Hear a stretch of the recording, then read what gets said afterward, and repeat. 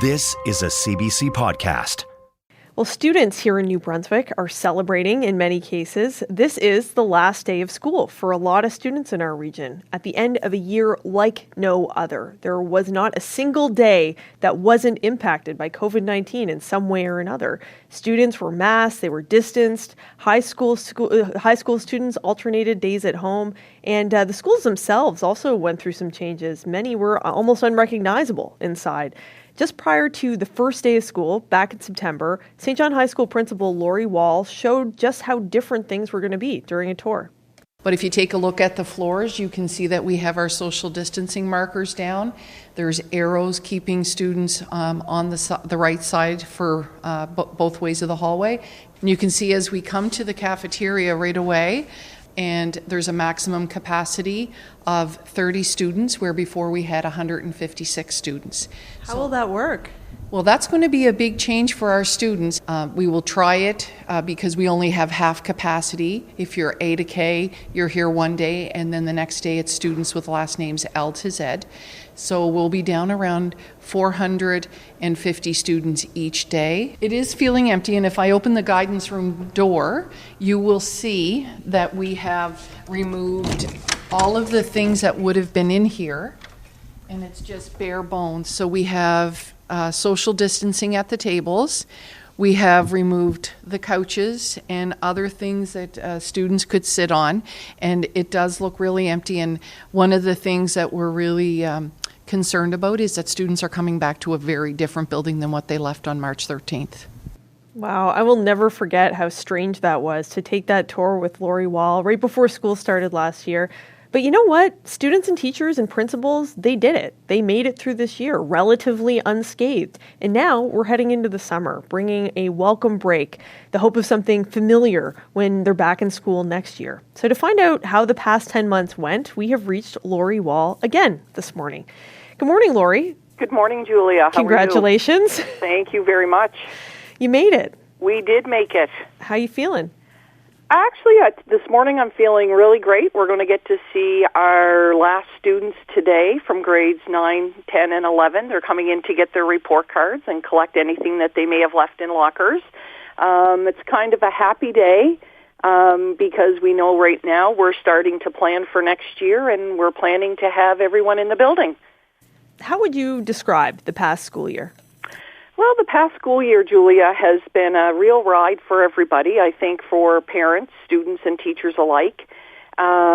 We went from starting with mask wear in the hallways and getting into your classrooms and sitting down and being able to take your masks off during instruction, having students physically distanced, and we hit a bump when we had to start changing colors rather rapidly. Mm-hmm. It became a hard time for students who weren't allowed to remove masks anymore, teachers trying to teach with masks on and constantly breathing out through the mask and trying to, get their lessons across, and their voices are muffled, and students were online trying to hear them, and students within the classroom, and it was a real challenge that way, Julia. The changes in color came to us so quickly after Christmas, where we went back for 2 days in yellow, and then we were in red, and then in orange, and the changes were hard for the staff, but really it was also hard for the students because we didn't have mass breaks. We did, in our building, set up a room where teachers could go and relax and remove their masks, one person in there at a time, so that they could have that mass break and just kind of relax. But, all in all, Julia, I think we did come out of it fairly well.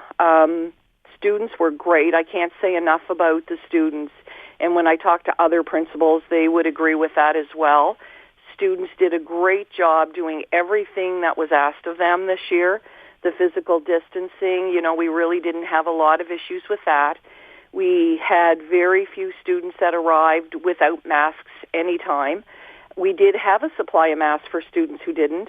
I felt like I was the Walmart greeter. I greeted students every morning at the and had them sanitize their hands just to make that change from coming from home to the school. We had our custodial staff doing a lot of extra cleaning and making sure that all the class sanitization stations were always full. And, everyone, I think, really did their job well. And I really, every time I speak to people about how it went, I just can't praise the students and the staff enough for the work that they've done. And, for the students, it was a huge change for them. They were in a day and out a day. I think that they have learned some really good things from that. Some of them may have learned that they don't have great time management skills. We learned that some students did better with blended learning than the others did. We've come out of it okay. As far as going into the summer, we worked a lot with social emotional health for not only our students but also our staff. And, we kind of got through it together. Did this become normal at any point? I know when we talked back in September, you were discussing that it's important to normalize these restrictions and the required behavior for students. Like, how did that go? You know what, it was, and as I was thinking about speaking to you today, that was the one thing that, there were a couple of things that kind of struck me throughout the year as how it was normal. It did get to be, this is just how it is now. And it wasn't that it became easier in any stretch of the imagination. It was just what we had to do to get us through a pandemic. And, on Sunday, our virtual graduation will air. And one of the things I say to the grads there is that it just became part of who we were. You came in the morning, you had to sanitize, you had to have a mask, you had to have extra masks. And the students did a good job with that, and the staff did as well. So when you think of normalizing wearing masks and only having half of the students in the building, it was normal. But one of the things that the staff would tell you is that we really missed the buzz of a full school because that buzz just was not there. We did miss the athletics. We did miss the drama productions. We did miss our choir. We did miss all of those things because we just didn't hear them. And it was a quiet within the school day. And it wasn't like normal, even in between classes, there's a buzz, and that buzz just wasn't there. That is one of the things that I remember the most when I think back to my time at St. John High. It's like the slamming of lockers, kids yelling, everyone running down the halls. It was like a chaotic, a joyful atmosphere between classes. And without that, students did miss out in some way. There was nothing you could do about that as a teacher or an admin. No, we did try to normalize it. You're right. They did miss not being with their friend group because some friend groups obviously would have been separated by alphabet. But, the students found new friends, which was kind of a good thing because they found people within their alphabet that maybe they wouldn't have known as well before. Teachers really enjoyed the smaller class size, being able to give students more one-on-one work on their days that they were in the school. We found as well, Julia, that students responded well to everything that we asked. And, we have tried to portray that to the students, how grateful we were for that, because you just didn't know going into September, are they going to do what we need them to do? We've never lived through a pandemic. We're all doing this together. How are we going to make it through the year? Our goal was obviously to keep not only our students but our staff safe, obviously, and we wanted to come out unscathed. We kept talking to the students about we just don't want a case here at St. John High. We want to be able to keep our building open so that you can come. And they responded very well to that. So we were happy on that. And this is not to blame any school that did have cases, Absolutely not. Yeah, absolutely. This is just a testament to how hard everyone worked right across the province in every school. But, you don't come through something like this the same person as when you went in. You just don't. I'm wondering, Lori, what did you learn over the past year about yourself or about the school, about the students?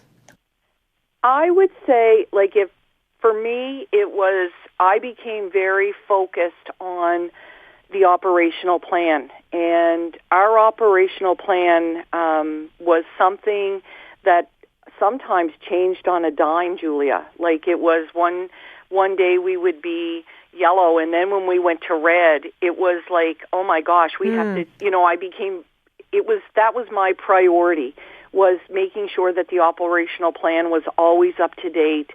I learned about myself that I really care deeply for the people that are in my building, not only my students, but also my staff. Some of my staff, would not have come through this unscathed for sure. It was a real hard thing for some people to change so quickly. I'm someone who enjoys change, but not everyone enjoys change. And the change came at us so quickly at times. We spent 3 weeks doing operational plans to bring all of our students back on April 12th. And on that Sunday, we learned, no, we're not coming back together. For some students, that was a huge relief. For some of our staff, that was a huge relief. I think the students have learned so much about themselves in that, we talked a lot to our students about how do you manage your time? If you're not here at school, how do you stay motivated? I'm an intrinsically motivated person. Not everyone is. So for the students who were at home and didn't have that motivation to do what they needed to do, it wasn't as easy. We did a lot of work on their emotional side. We spent, our guidance department spent a lot of time doing social and emotional activities for the students. We had up big pages of paper where students could write down how they were feeling, how staff could let us know how they were feeling and not have to sign it, just so we could kind of keep track of how are things going in the building, because in such a large building, you don't get, obviously, to speak to everyone on a daily basis. So, for me, I'm kind of glad now that I'm planning for a regular year, Julia. I'm really looking forward to having everyone come back. And, I think all my colleagues would tell you the same thing. But we did have some really good things come out of it as well. We're looking now at a prioritized curriculum. Our assessment has changed the way that we're doing assessments, and that's a good thing. It's really forced us to make some changes, maybe that wouldn't have happened for a while, but were really needed. We have laptops for all of our students. Our grade 8 students who will come to us for grade 9 in the fall now have the opportunity to get their laptops, and that just changes the way that we teach our lessons.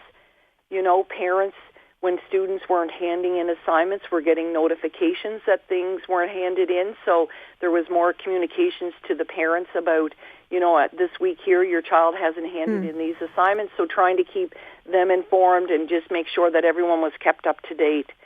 So, there's a lot that was positive that came out of it, and, you don't come out of it the same person as you went in. And I think one of the things that we really learned is that relationships, Julia, are so important to people, and staying communication between people and staying connected to people, a little bit harder than what it was. And, I would say to students who were down, and, I said, I think of families who lost people and they weren't able to grieve, Julia, or, I think of my parents who live in a seniors complex and they really didn't get out of their apartment. They weren't allowed to socialize, and people that were left, I tried to make them understand it wasn't just them going through this. It was everyone in society that was trying to adapt, and we were all doing it together because none of us have managed through a pandemic before. What's your dream for next September? My dream, Julia, is that we're all back together. You don't realize how much of a family really that you have within your building, and how you miss seeing people. And I remember saying to my 2 VPs one day, this is going to be a really sad statement. I'm starting to recognize students by their eyes. And to be honest, Julie, at our graduation, when students came up the front steps and they didn't have their masks on, it would have been the first time this year I saw them without masks. Unbelievable. Isn't that crazy? Well, and it was just like we all had great big smiles, right? Because we could greet each other and I would know they were smiling. we used to tease each other and say, I know you're smiling because your eyes are not looking the same. We've all learned to kind of smile with our eyes, I think, yeah, exactly. this year. So what's your summer going to look like? Well, Julia, I think I'm going to have some downtime. Not going to write an operational plan. I don't think I'll go too far. Have a cottage at New River Beach and hope to spend some time down there on the beach and just relax. It's been a very fast-paced year. We've had lots of virtual meetings. I probably will stay away from my computer for a while, but just reading books that are enjoyable and out walking the dog and working in my garden and just really taking some downtime for me. I think that I've encouraged our staff all year long, Julia, to look after themselves and on their prep periods to get outside and get fresh air. And that will be one thing I will take back next year, is that teachers and students need those breaks, and you get out and, my mind's already started to go to what will next year look like for us. So, it's kind of exciting that we're opening up a bit more, and we just still need to be careful. But, I think coming back to a full building and having the buzz within the school, you'll see a lot of smiles. Lori Wall, I am so, so happy to talk to you again and have that note of hope, after our last conversation last September. Thank you for everything that you've done, and thanks for this interview, too. Well, thank you very much, Julia. And, I can't say enough for everything that our students did this year. And I just, I know that all principals feel the same way. And we really want parents to understand from all of us, I believe, that, their kids did great this year. And we're really proud that they were able to stay in school. And that's what our goal was. So. All right. Thanks a million, Julia. Thank you. Go Hounds. Bye, Lori. Thank you. Bye. That's Lori Wall, the principal of St. John High School, talking about this crazy school year, all the twists and turns that they had to adapt to as we finally got on this path to green that we're on now. For more CBC podcasts, go to cbc.ca/podcasts.